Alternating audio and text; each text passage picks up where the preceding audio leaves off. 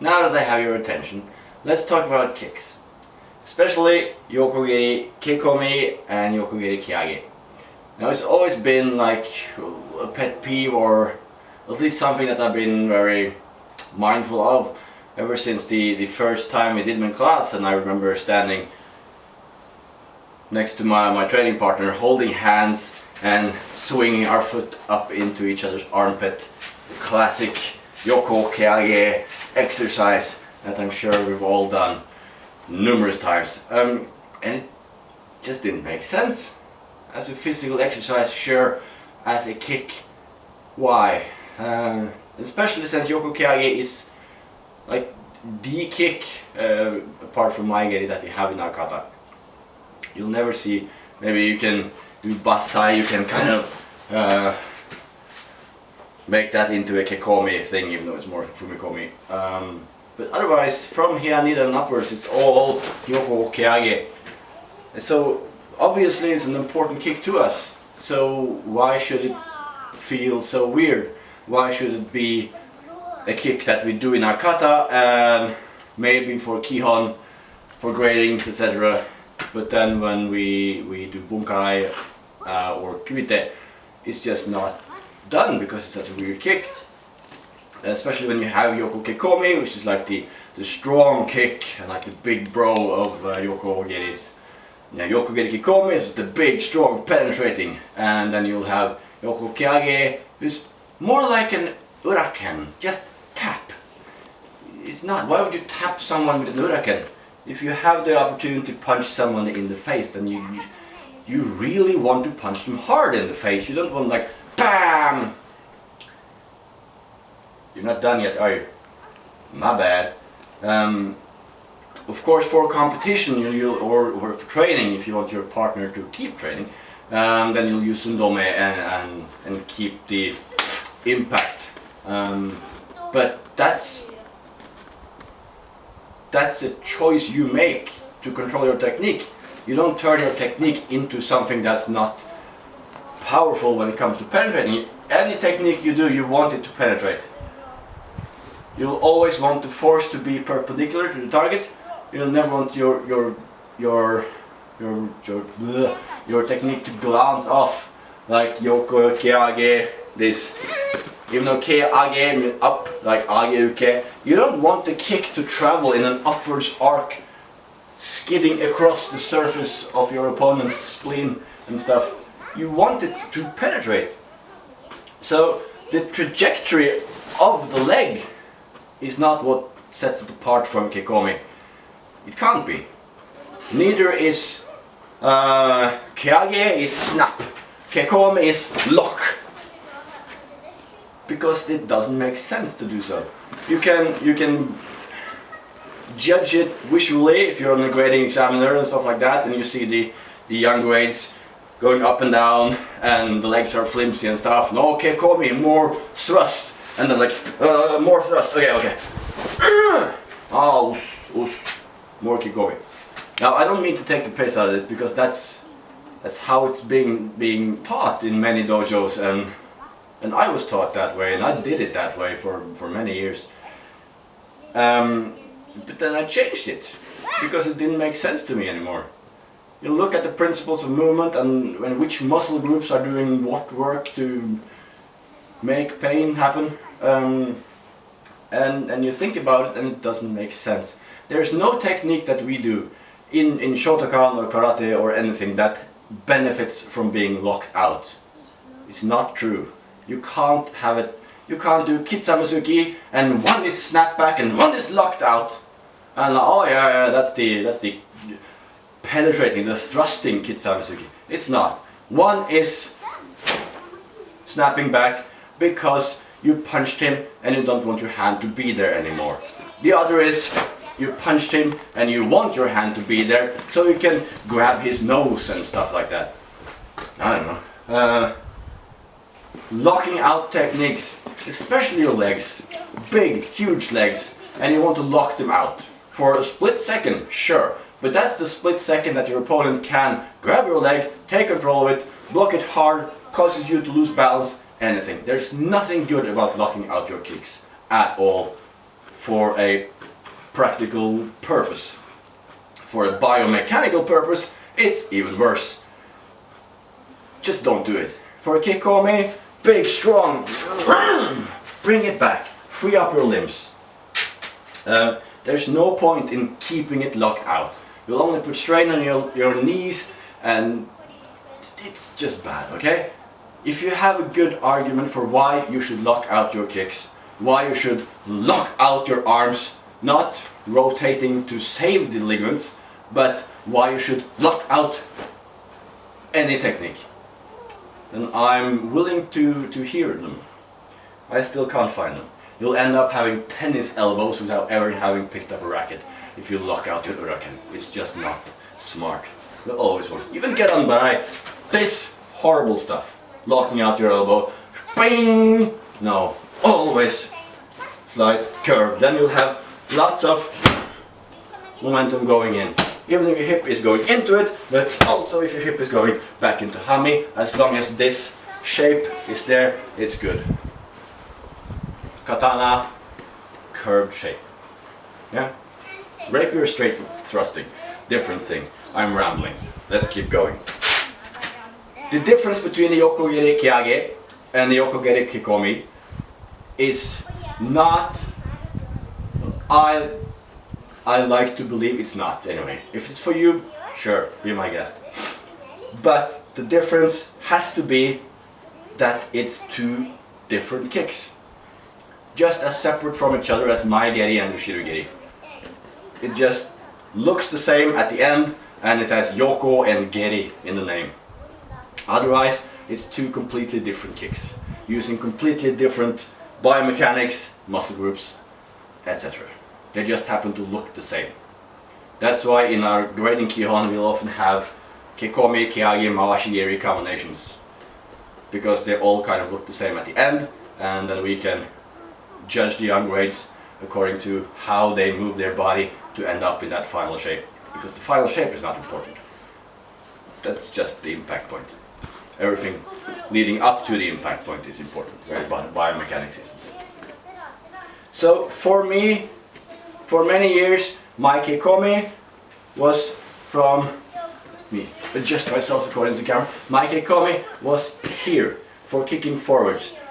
My preparation was here, so I could rotate my hip through, land on a patch of oil in my garage. Good job. Rotate my hip through and thrust in. The thing is, I did that when I was late teens, around brown belt level, and my hip started clicking.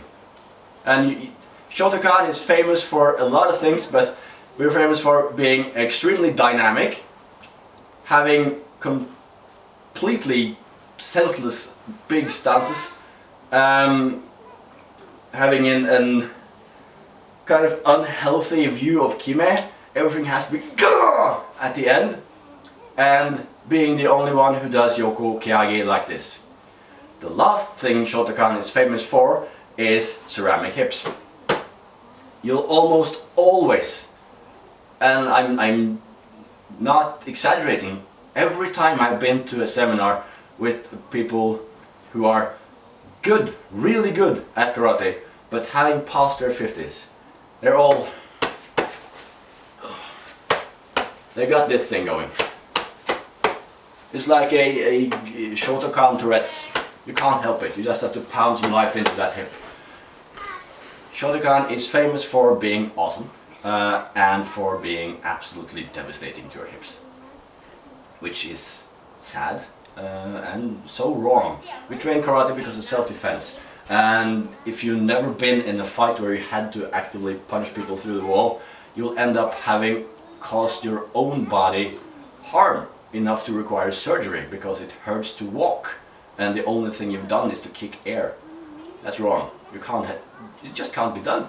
You have to stop doing that. That's why I'm so strongly arguing, not because I'm pushing for let's have a fight. No, it's important. It's important to me, it's important to you. It's the only way we can generate power, and it's the only way that we can keep generating power as our bodies slowly deteriorate. Now I'm not 19 years old anymore, I'm 37. So yeah, it still works. Rambling. What was I saying? I have no idea what I was saying. Okay, let's get back to the schedule. For Kekomi, that's what I was saying. The Kekomi. This used to be my preparation for Kekomi. In kumite, pam pam pam pam. Preparation, chambering, through, kick in. And it makes sense in a way, but it made my hip click when I was doing stretching in Senkusachi. Hanmi.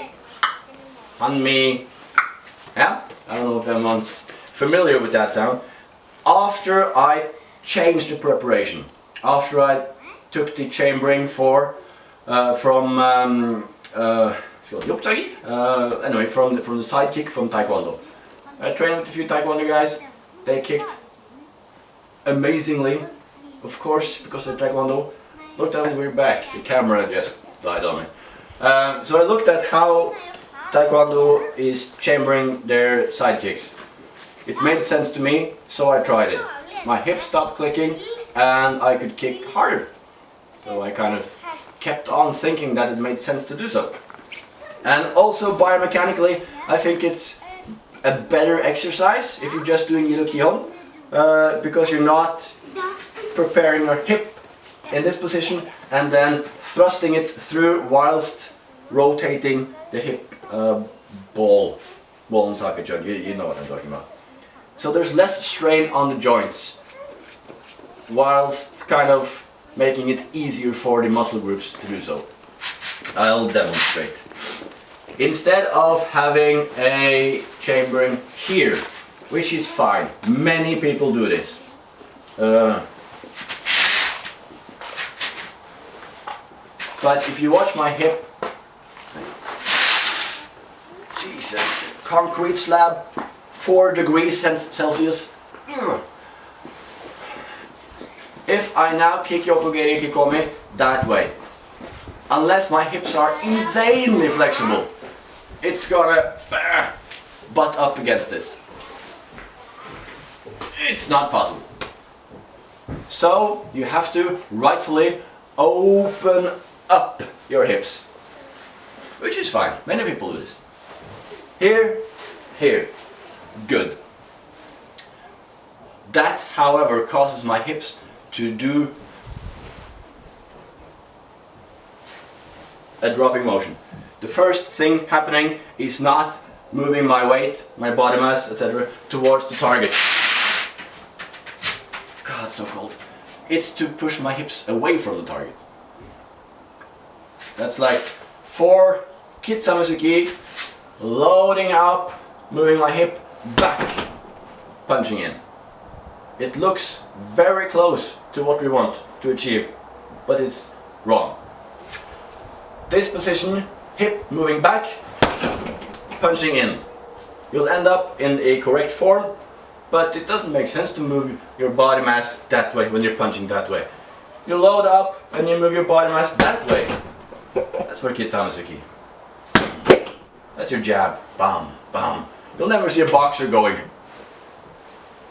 bam, dum, dum. Yeah? So for me, this preparation, your hips are level.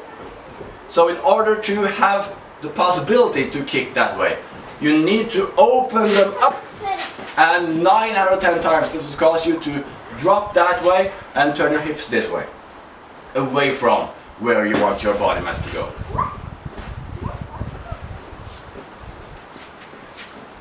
I could say it's not wrong, but I think it's wrong. So it's wrong. Better, I think, to prepare in this position. If you're kicking down, prepare this position, because your knee and your weapon are in line with the power source. Dong. If you're kicking chudan, more here. Power source, knee and heel, that's the one, are in line. Oh, excellent. power source here, in line. Better muscle group control, less wear and tear on your hip, and I think it's just a better way of doing it. That's why all the way for Keon, I'll step back, kosachi, lift up into chamber, kick through, pull back, push down.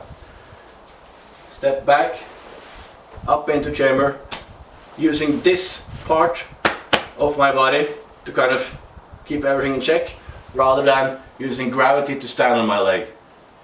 Here, more active. The entire body and the core is connected, so I can just stretch through, trying to view myself in the viewfinder of the camera.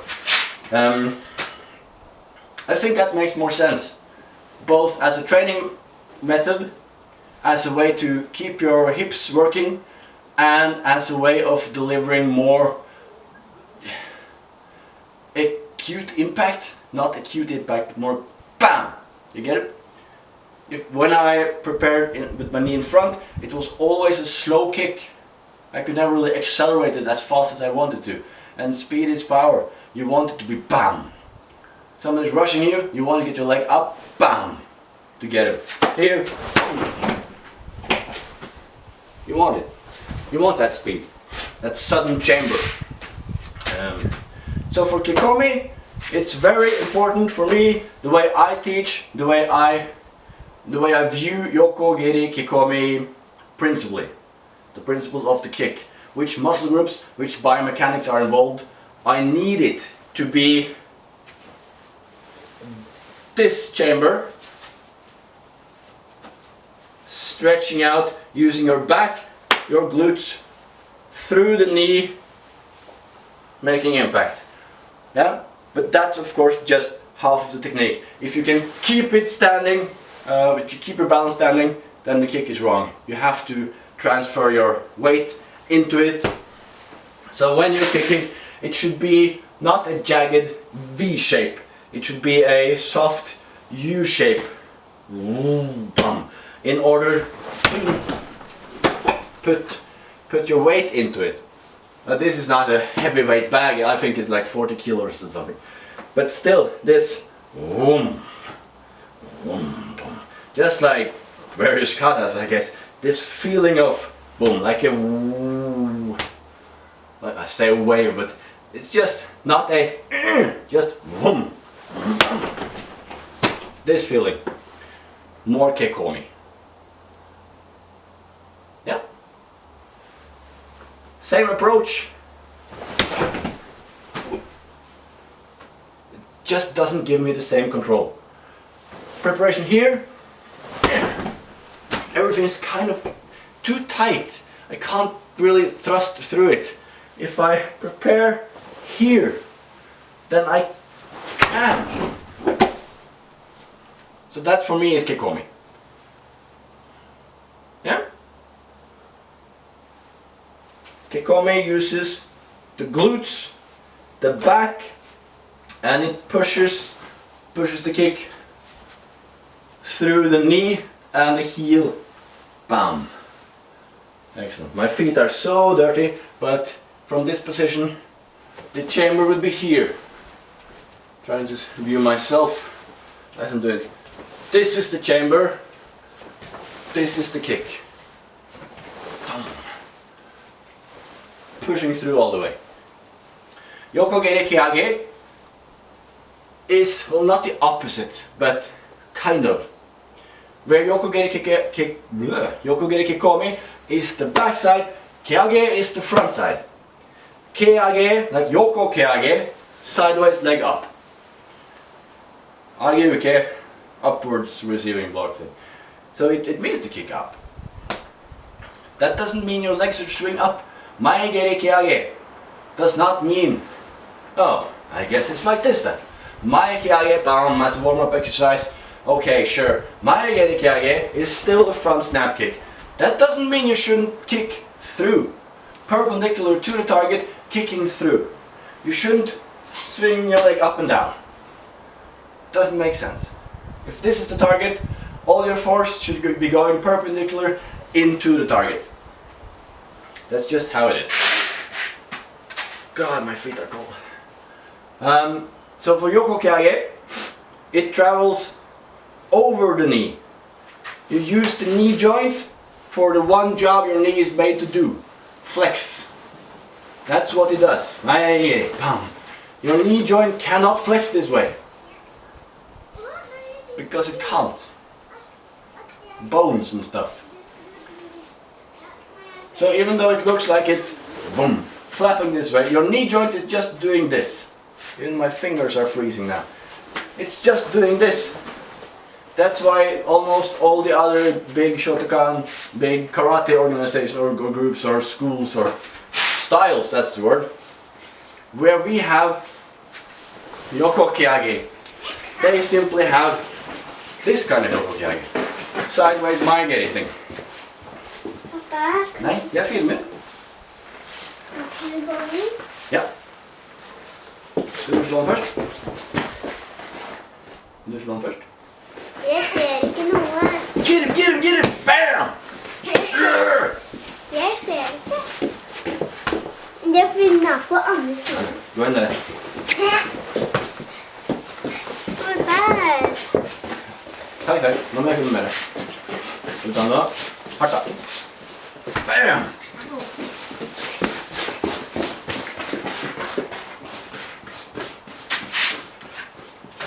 Back to our schedule programming. So for Keage, it's important to use the abs to lift and the quads to flip, I don't know, in order to generate as much speed as possible. You won't have the same amount of weight behind it as a Kekomi, because Kekomi you can really just sit down on your heel thing, feeling, bam. Keage, boom! Much more a fast technique, but where a uraken is fast, it's still impactful. Yeah, you're using the elbow and the loose thing to kind of throw your technique through more than you will like a tate MP, you know, where you'll just body mass it into oblivion. This is a lighter technique, so you need biomechanics in order to generate speed. You still want to punch him. Keage is the same. The biomechanics are based on giving you as much potential for speed as possible. That doesn't make your yoko geri keage a weaker brother to yoko geri kekomi. It just means that it's a different kick. Should probably take this as a sign when my camera keeps dying. Even my camera is bored. Yoko geri keage is a different kick that emphasizes speed over weight. That's the thing. So maybe you'll use Keage and Kekomi in different kind of situations for kumite. Sometimes you can really put your weight on it, or your position is placed in such a way because of the attack that it makes more sense to just pound the Kekomi through, and other times maybe a Keage is better for you. Or because of your own personal physique, you're better adapted to delivering Kekomis, or you're better at delivering Keages. You'll have options, optionality. Yeah. One is not weaker, one is not faster, one is not flippy, whilst the other is locked out. They are just different kicks.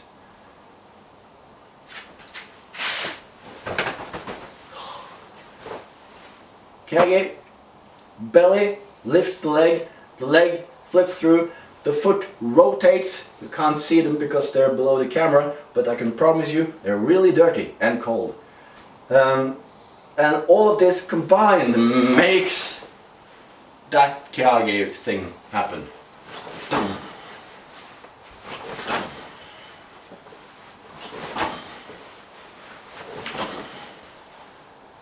Yeah, and almost, well, at least in our kata, every time we have yoko keage, we'll have uraken as well.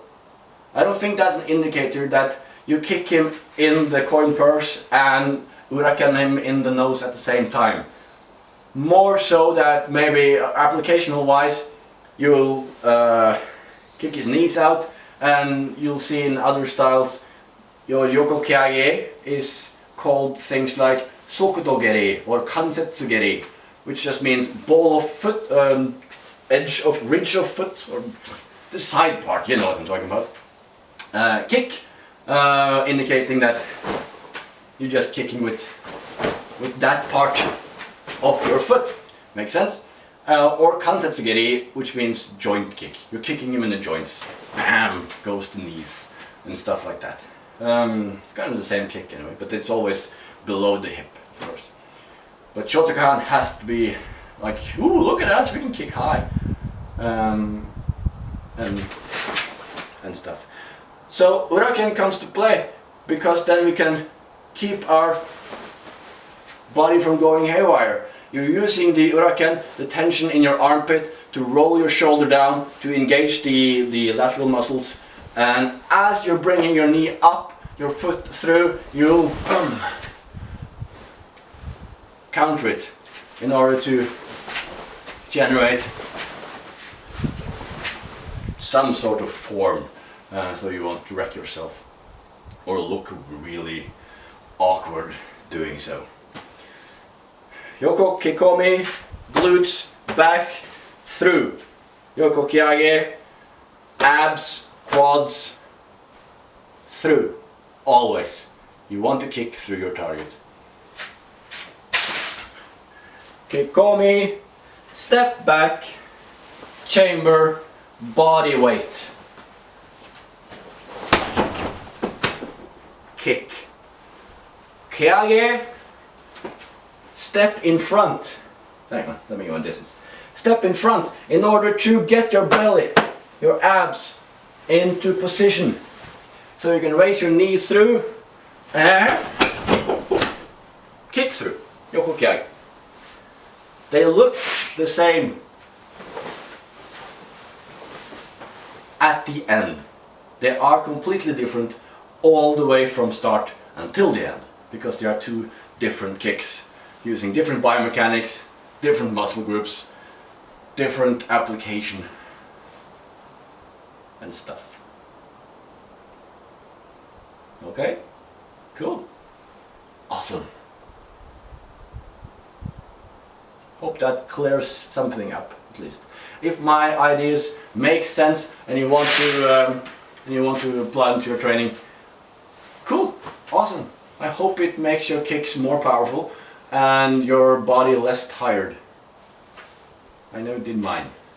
It makes sense to me. If you think my methods are obnoxious and snotty and look at the little whippersnapper, then okay, Boomer, good luck with your surgery. Peace. You run your mouth on the interwebs, you need to step up to the plate, so to speak. Just pine things, I don't know the dimensions, it's about this big, just the shelf thing I had lying around that I cut into pieces. Let's kick it. Luckily, my feet are so frozen from the concrete floor that I can't feel any pain. Or anything, for that matter. Roughly solar plexus level. I don't know. Kekomi, let's go. Yosh!